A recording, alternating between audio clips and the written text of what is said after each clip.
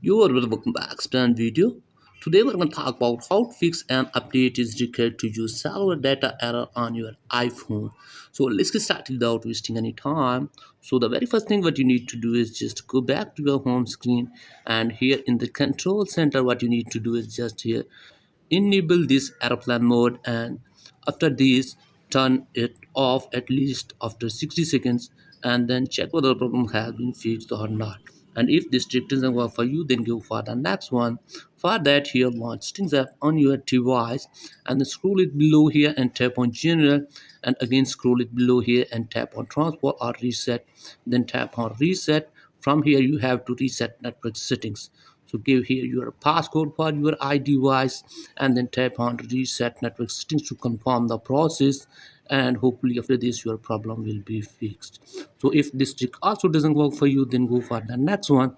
For that, here again in the settings menu, tap again here on general, here it is, and again scroll it below all the way here and tap on transfer or reset. And after that what you need to do is just reset all settings from here. Here it is.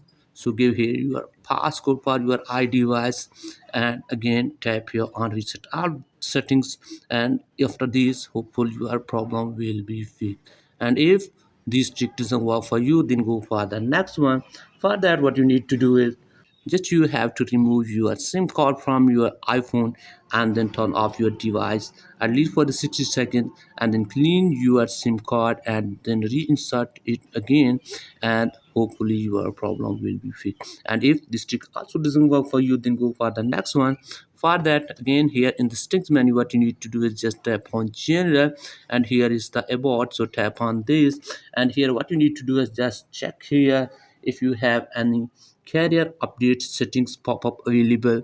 Then what you need to do is just update your settings from here, and after this check whether the problem has been fixed or not. And if the problem still exists there, then go for the next method. Again here in the settings menu, tap on general, and here is software update, so tap on this. And if any here update is available like this, then what you need to do is just you have download and install your update and run your device to the latest version, and after this your problem will be fixed. So that's pretty much for today's video. If the video is helpful, like to subscribe to the channel, and if you have any problem let me know in the comment. I have more. Thanks for watching.